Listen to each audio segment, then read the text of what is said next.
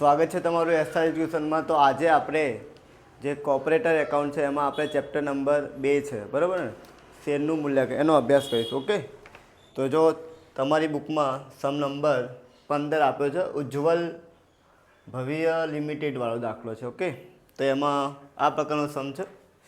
ચલો, સૌથી પહેલાં આપણે એના હવાલા જોઈ લઈએ જરા। હવાલા ટીક કરી કોની ઉપર હવાલો છે તો જો જરા, પહેલાં તો તમને આપ્યું છે જમીન અને મકાન ઉપર, પછી શું છે યંત્રો, દેવાદાર, સ્ટોક। ઓકે, બીજું કોઈ હવાલો આપ્યો નથી। તો સૌથી પહેલાં આપણે મિલકતો શોધી કાઢીએ, બરાબર ને। તો મિલકતોમાં શું છે, જો જેમ કે તમને શું આપ્યું છે કે જમીન મકાનની ચોપડી કિંમત બજાર કિંમત કરતાં કેવી છે, 180% વધુ છે, એટલે કે ચોપડી કિંમત વધુ છે। તો તમારે શું કરવાનું છે, જે જમીન મકાન તમને કેટલા આપ્યા, 6 લાખ, કેટલા આપ્યા 6 લાખમાંથી તમારે સૌથી પહેલાં ઘસારો માઇનસ કરી દેવાનો। શું કરી દેવાનું? તો હવે 6 લાખમાંથી આપણે ઘસારો માઇનસ કરી દઈએ, બરાબર, એટલે 5,40,000 આવે। સમજી ગયા? હવે તમારે આપણે 100%ની કિંમત લાવવાની, તો આપણે પદ મૂકીશું કે આ બ્લેક લઈ લઈશું, તમને દેખાય। જો આ જે છે ને, તો આ લખવાનું કે 180% એ કેટલા ભાઈ, 5,40,000, તો 100 એ કેટલા, સમજી ગયા? તો 5,40,000 ગુણ્યા 100 ભાગ્યા કેટલા કરવાના, 180, તો તમને જે રકમ મળશે એ તમને મળશે 3 લાખ રૂપિયા। કેટલી? ચલો ડન આટલું। ચલો પછી તમને શું કીધું, યંત્રો ડાયરેક્ટ મૂકી દેવાનું તમારે। યંત્રો આપ્યા તમને કેટલા, 4 લાખના, બરાબર ને, ડાયરેક્ટ લખી દેવાનું તમારે, કોઈ ઘસારો માઇનસ કરવાનો નહીં, કારણ કે એમાં એવું કીધું છે કે યંત્રની કિંમત આપણે વધારવાની છે કેટલા સુધી, જ્યાં સુધી 4 લાખ રૂપિયા ના આવી જાય ત્યાં સુધી। ઓકે, પછી દેવાદાર છે, તો દેવાદાર આપણને કેટલા આપે છે, 70,000, તો અહીં લખી દઈએ આપણે દેવાદાર, અને 70,000ના છે અહીં દેવાદારો દેખાય કંઈ કે દેવાદારો અરે સોરી, દેવાદાર તમને આપે છે 1,20,000, કેટલા, તો અહીં લખી દઈએ આપણે 1,20,000, એમાંથી આ જે ડૂબત ઋણ ગાલખા છે તમારે શું કરી દેવાની, માઇનસ, એટલે તમારે આવી જશે અહીંયા 1,10,000। ડન આટલું? ઓકે, આઈ હોપ તમને ખબર પડી હશે। એના પછી સ્ટોક ઉપર હવાલો છે, તો સ્ટોક ઉપર આપણે સ્ટોક જોઈ લઈએ। સ્ટોક કેટલાના છે ભાઈ, 1 લાખ, તો જોઈજો 1 લાખ છે। પછી તમારે શું કરવાનું કે આના 50%, ને આ બાજુ બી તમારે શું કરી દેવાનું, 50%, સમજી ગયા? હવે આના 50% એટલે 50,000 થશે। ચલો, હવે તો એવું કીધું છે જે 50%ની કિંમત છે ને 20%નો વધારો થયો, તો આપણે પ્લસ કરવાનું। શું કરવાનું, 20% એટલે કે 10,000 થાય, કેટલા થાય, અહીંયા 60,000 આવે, સમજી ગયા? એના પછી એવું કીધું કે જે બાકીનો જે સ્ટોક વધ્યો 50,000, કેટલા, જે બાકીનો સ્ટોક વધ્યો હતો ને 50,000 રૂપિયા, એમાં શું છે કે આપણે છે ને એ રિપેરિંગ ખર્ચ જરૂરી છે, તો આપણે 10,000 તમારે માઇનસ કરવા પડે, એટલે તમારે 40,000 આવે। આ 60,000 અને 40,000 એટલે 1 લાખ રૂપિયા થાય, કેટલા થાય, સમજી ગયા? એટલે સ્ટોક 1 લાખ રૂપિયા આવશે। ચલો, બીજો કોઈ હવાલો દેખાતો નહીં, તો આપણે પહેલાં લખી દઈએ। ચલો પહેલાં લખી દઈએ આપણે જમીન અને મકાન 3 લાખ રૂપિયા, ડન। પછી યંત્રો આપણે શોધ્યા કેટલા, 4 લાખના, ડન। એના પછી આપ્યું છે, એના પછી તમને શું આપ્યું છે, પ્રોવિડન્ટ ફંડ 50,000, કેટલો, તો લખી દઈએ પ્રોવિડન્ટ ફંડમાં રોકાણ કેટલો ભાઈ, 50,000, ડન। એના પછી તમને શું આપ્યું છે, સ્ટોક તો આપણે લખી દીધો છે। સ્ટોક કેટલા, સ્ટોક તમારા 1 લાખ રૂપિયા, કેટલા, તો અહીં લખી દઈએ સ્ટોક કેટલા ભાઈ, 1 લાખ રૂપિયા, ડન। એના પછી શું છે, સ્ટોક પછી તમને આપ્યું છે દેવાદારો તમારે કેટલા આપણે લખવાના છે, 1,10,000, કેટલા, તો લખી દઈએ અહીં દેવાદારો 1,10,000, ડન।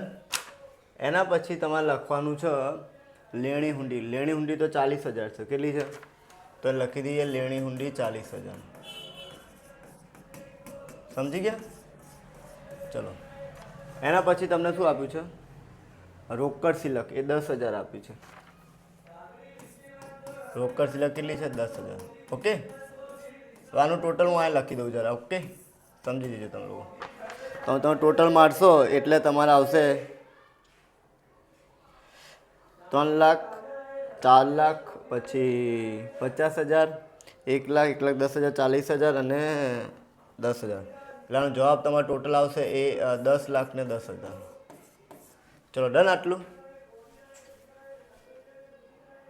ઓકે, એના પછી આપણે દેવા લઈ લઈએ જરા. આપણે દેવામાં શું લેવાનું જોઈ લો જરા. કાઢ નાખી જરા. ચલો, દેવામાં આપણે શું લેવાનું છે? તો ડિબેન્ચરો લેવાના છે, પ્રોવિડન્ટ ફંડ લેવાનો છે, પછી લેનદારો લેવાનો છે, પછી દેવી હુંડી અને પછી કરવેરાની જોગવાઈ તમારે લેવાની છે. બરાબર, આટલી વસ્તુ લેવાની. તો લઈ લઈએ. પહેલાં લેનદારો લઈ લઈએ. તો લખીએ આપણે લેણદારો. લેણદારો તમને આપે છે કેટલાના? ઓકે, પહેલાં લેનદારો લઈ લઈએ, પછી આ બંને લઈ લઈએ. ચલો એને જ લઈ લઈએ.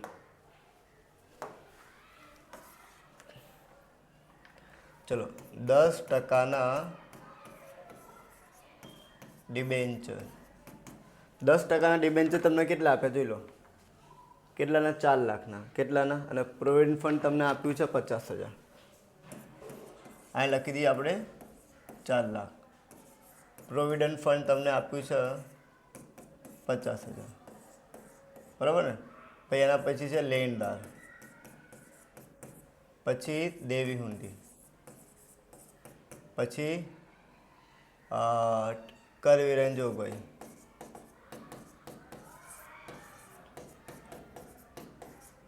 બરાબર ને? ચલો જોઈ લીધે. લેનદાર તમને 60,000, 70,000 અને 20,000. બરાબર ને? કરવેરાની જોગવાઈ કેટલા? 60, 70.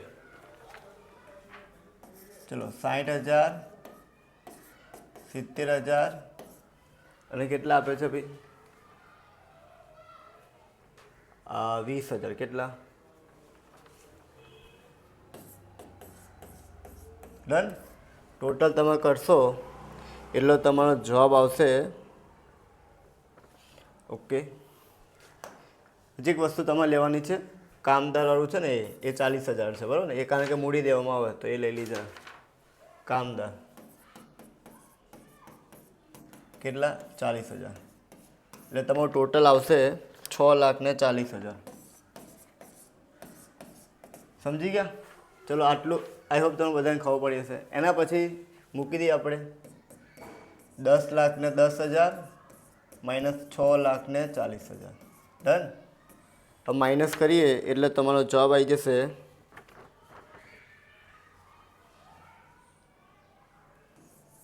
3,70,000. બરાબર ને? હવે એમાંથી આપણે માઇનસ કરવાનું હોય પ્રેફરન્સ શેર મૂડી. તો પ્રેફરન્સ શેર મૂડી ક્યાં છે જોઈ લઈએ. આપણે ચેપ્ટર નંબર હજી પહેલું જ કરી રહ્યા છે એવું સમજો તમે. એ તમને 2 લાખ આપે છે. કેટલી? તો 2 લાખ માઇનસ કરી દઈએ અહીંથી. બરાબર ને? આ સ્ટેપ તમારે મૂકવાના નહીં કારણ કે પાઘડી રકમ તમને આપી દીધી છે પહેલેથી. તો આ લખી દઈશું આપણે કેટલા, એટલે માઇનસ થશે એટલે 1,70,000. ચલો ડન. સમજી ગયા? જો પહેલાં શું કર્યું આપણે કે કુલ મિલકત કુલ દેવા એટલે 3,70,000 આવ્યા. પછી એમાંથી તમારે પ્રેફરન્સ શેર ડિવિડન્ડ માઇનસ કરવાનું એટલે તમને મળી ગઈ તમને રોકાયેલી મૂડી કેટલી? 1,70,000. ઓકે, હવે આપણે ચોખ્ખી મિલકતો શોધવાની. એના આપણે શું શોધવાની? ચોખ્ખી મિલકતો. એમાં કઈ કઈ વસ્તુ પ્લસ આવે જો? રોકાયેલી મૂડી, બિનધંધાકીય રોકાણનું વ્યાજ, પછી રોકાણો, પછી ઇક્વિટી શેરની મગાઈ રકમ. તમે મૂકી દઈએ આપણે જરા. રોકાયેલી મૂડી તમને આપી છે કેટલી? 1,70,000. ડન. બિનધંધાકીય તો આપ્યું નહીં, મંગાવી રકમ આપ્યું નહીં, તો એટલો જે હશે એ જ તમારો શું હશે? ભાઈ તમારે એક બીજી એક વસ્તુ એડ કરવાની છે આમાં. તમારે પાઘડી શું કરવાની? અહીંયા પાઘડી તમારે એડ કરવાની. શું કરવાની? એડ. તો જોઈ લઈએ પાઘડી રકમ તમને આપી છે અંદર. તો હા, પાઘડી રકમ આપી છે 5 લાખ ને કેટલા? 30,000. તો લખી દઈએ આપણે પાઘડી. આ તો છે જ નહીં બધી વસ્તુ. બરાબર? આ બધી વસ્તુ છે જ નહીં રકમમાં. અહીંયા છે 5,30,000. એટલે તમે ટોટલ કરશો એટલે કેટલા? 6 અને કેટલા? 7 લાખ. કેટલા? એટલે અહીં આવશે 7 લાખ. ડન આટલું? ચલો આટલું થઈ ગયા પછી તમારે આંતરિક મૂલ્ય શોધવાનું છે. તો અહીં લખી દઈએ આપણે, અહીં લખું છું કે આજે જો લખ્યું ચોખ્ખી મિલકત મળી ગઈ આપણને 7 લાખ. તો 7 લાખ આપણે લખી દઈએ પહેલાં 7 લાખ ભાગ્યા ઇક્વિટી શેરની સંખ્યા. તો ઇક્વિટી શેરની સંખ્યા ક્યાંથી મળશે આપણને? તો આજે તમને આપ્યું છે કેટલા? 10 લાખ આપ્યું છે ને. 10 લાખ ભાગ્યા કેટલાનો ભાવ છે? 10, એટલે 1 લાખ રૂપિયા આવે કે સોરી 10,000 આવે. કેટલા આવે? સમજી ગયા? તો આપણે ભાગી દઈએ પહેલાં.